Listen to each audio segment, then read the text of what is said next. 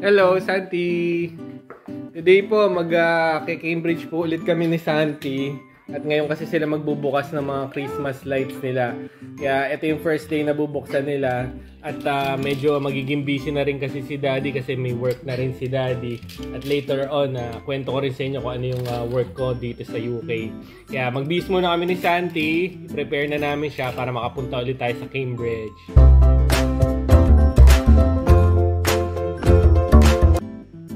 Ready na po si Santi at magbabas lang kami. Ngayon madali nang maggabi dito, mga around 3:30, halos dapit-dapit hapon na talaga dito. On the way na tayo sa bus station, mga 3 minutes to 5 minutes walk lang naman galing dito sa amin. At nagkakandalaglag na talaga yung mga dahon kasi mag-start na talagang yung winter dito sa United Kingdom. Medyo malamig na talaga. Doble-doble na yung damit namin. Dito na kami ngayon sa bus station. At yung bus na sasakyan namin, yan o, yung blue. Hindi ngayon stagecoach. Pero mas mabilis yan. Mga 48 minutes lang nasa Cambridge na kami. Kasi yung stagecoach, Sunday ngayon, 48 minutes pa, napakalayo pa nung aming hihintaying oras para makasakay lang ng bus. Nakasakay na kami ng bus. Ang bus dito point to point kasi. Tsaka lagi siya dumadating on time, umaalis din on time. Kaya pag naiwanan ng bus dito, 1 hour pa yung aantayin bago magkaroon ulit ng panibagong bus papunta doon sa pupunta nyo. Katulad natin, papunta tayong Cambridge. Pag naiwan tayo dito, 1 hour ulit mag-aantay dyan.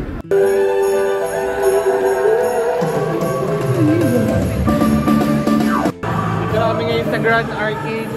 Napaka-busy ngayon kasi nga mag-opening sila ng mga Christmas lights. Tapos yun nga, yung nadaanan natin doon, mga nagsasayawan, di ba? Mga estudyante yun dito sa Cambridge. Sa class, oh. Kinakausap yung mga bata. Pwede tayong pumila para mamaya kay Santi. Kaya lang marami pang tao ngayon eh.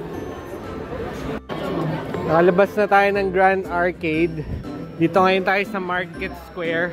Mamaya dito magsi-switch on ng mga lights, yung mga lights na ng Christmas lights dito sa Cambridge. Pero punta muna tayong St. Mary's Church. Bisita tayong church kasi Sunday ngayon. Napakadami lang talagang tao. Kasi nga, yun nga, dahil yun ang festive nila ngayon dito, go-open sila ng Christmas lights. Yan, hanggang mamaya yan. Nagpe-perform sila dito ngayon sa Cambridge. Mga estudyante yan dito.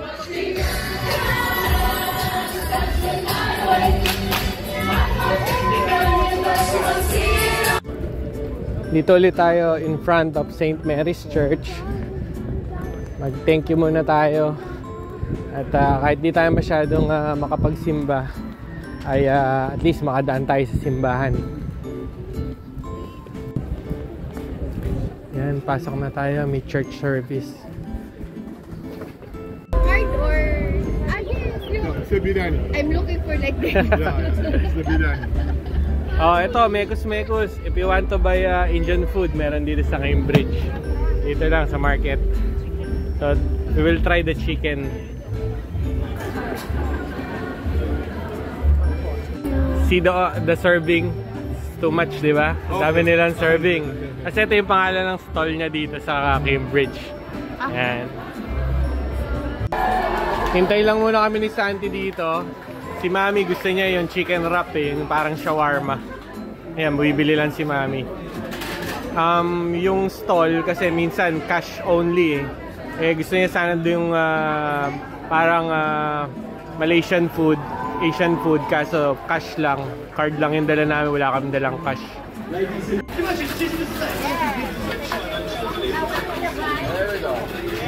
Ayun na yung wrap ni Anis.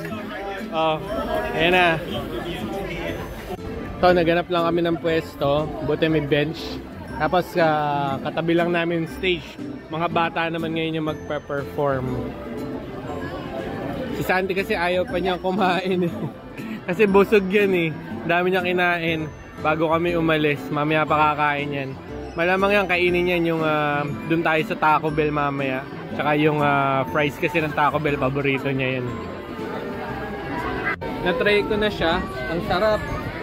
Medyo spicy lang siya. Sinubukan ko si Mami. Medyo naanghangan siya. Kasi meron talaga siyang kulay pula. Tsaka sabi ko, yung maanghang yung gusto ko, kaya nilagyan niya pa, inaddan niya pa ng spice. Pero ang sarap, sobrang sarap. Si Santi, nag-enjoy lang siyang mag-people watching. Kasi alam niya naman sa atin sa hunting doon, kukunti lang ang tao eh. Yan yung titignan niya ngayon, ang daming tao na. Padami pa ng padami yan hanggang mamayang maggabi. Ayaw talagang kumain muna si Santi, siguro na overwhelmed, ang daming tao. Nagpabili lang siya ng chips.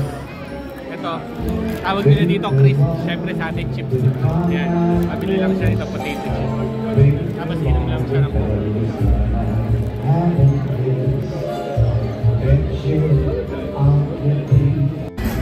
Mabilis na talagang maggabi, 4 PM na, lalong madami ng tao.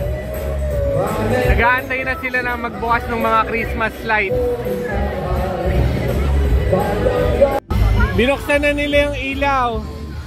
Ayan. Tapos maya-maya may fireworks.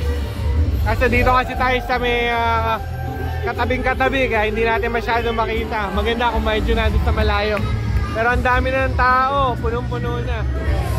Ayun, may fireworks din sa stage. Eh, tuwan-tuwa si Santi. Nakapanood nyo kasi natin sa sumasayaw. Sa radio. Lumipat kami ng pwesto para makita natin.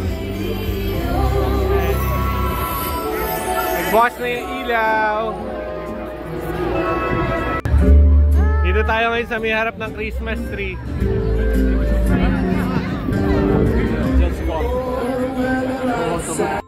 Si Santi, kahit sobrang crowded, okay lang siya.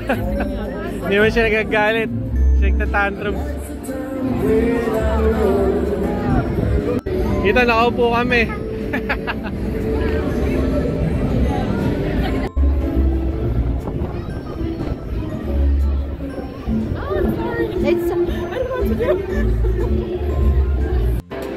Kain na si Santi. At masyado talaga silang festive dito. Kahit simpleng-simple lang yung ginawa na magbukas lang ng mga series lights na gano'n. Siyempre kung compare natin sa Pasko sa atin, di ba, mas kakaiba yung Pasko sa atin.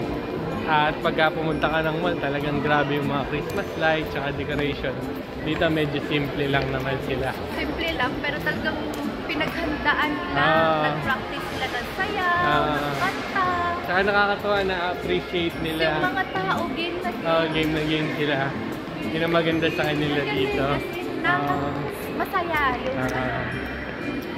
event. Dito na kami sa Taco Bell. At paborito ni Santi dito yung fries. Yan. Medyo iba yung fries nila dito eh. Malasang malasa. Si Mami, ayun oh. Churros daw. Gusto niya yung churros.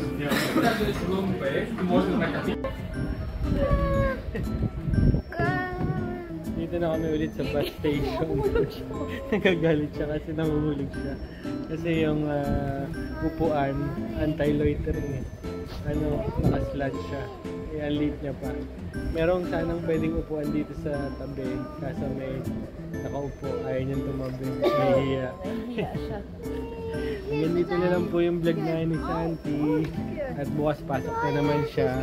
Monday to Friday ang pasok niya. Tapos bukas yung babalik ako dun sa pagtatrabahuhan ko kasi kukuha na ako ng uniform. And may mga pipirma na ako, mga paperwork. Yeah, yan. So hanggang sa muling vlog na lang po namin ni Santi. Bye bye. Say bye bye.